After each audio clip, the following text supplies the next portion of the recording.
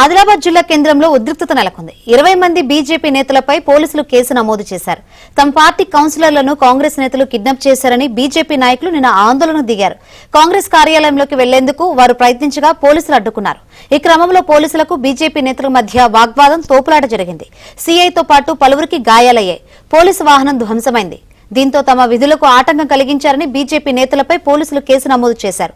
Court ఆదేశాలతో వారిని రిమాండ్కు తరలించారు.